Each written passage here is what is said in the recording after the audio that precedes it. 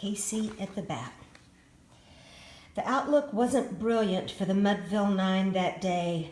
The score stood 4-2 with but one inning more to play. And then when Cooney died at first and Barrows did the same, a sickly silence fell upon the patrons of the game. A struggling few got up to go in deep despair. The rest clung to that hope which springs eternal in the human breast. They thought if only Casey could but get a whack at that. We'd put up even money now with Casey at the bat. But Flynn preceded Casey, as did also Jimmy Blake, and the former was a Lulu and the latter was a cake. So upon the stricken multitude grim melancholy sat, for there seemed but little chance of Casey's getting to the bat. But Flynn let drive a single to the wonderment of all, and Blake, the much despised, tore the cover off the ball. And when the dust had lifted and the man saw what had occurred, there was Johnny safe at second and Flynn a hugging third.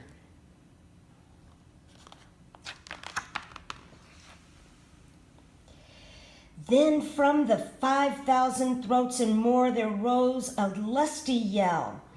It rumbled through the valley. It rattled in the dell. It knocked upon the mountain and recoiled upon the flat. For Casey, mighty Casey, was advancing to the bat.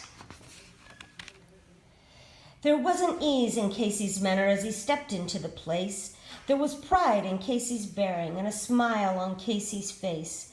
And when responding to the cheers he lightly doffed his hat, no stranger in the crowd could doubt 'twas Casey at the bat.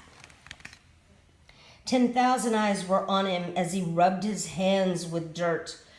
5,000 tongues applauded when he wiped them on his shirt.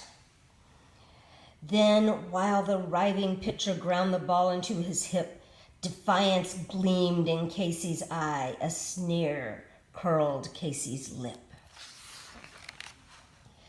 And now the leather-covered sphere came hurtling through the air, and Casey stood a-watching in a haughty grandeur there. Close by the sturdy batsman the ball unheeded sped. "That ain't my style," said Casey. "Strike one," the umpire said. From the benches black with people there went up a muffled roar, like the beating of the storm waves on a stern and distant shore. "Kill him! Kill the umpire!" shouted someone on the stand, and it's likely they'd have killed him had not Casey raised his hand. With a smile of Christian charity, great Casey's visage shone. He stilled the rising tumult. He bade the game go on. He signaled to the pitcher, and once more the spheroid flew. But Casey still ignored it, and the umpire said, "Strike two." "Fraud!" cried the maddened thousand, and echo answered fraud. But one scornful look from Casey, and the audience was awed. They saw his face grow stern and cold. They saw his muscles strain. And they knew that Casey wouldn't let that ball go by again. The sneer is gone from Casey's lips. His teeth are clenched in hate. He pounds the cruel violence, his bat up on the plate. And now the pitcher holds the ball, and now he lets it go, and now the air is shattered by the force of Casey's blow. Oh, somewhere in this favored land the sun is shining bright.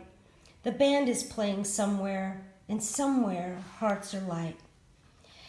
And somewhere men are laughing, and somewhere children shout. But there is no joy in Mudville. Mighty Casey has struck out.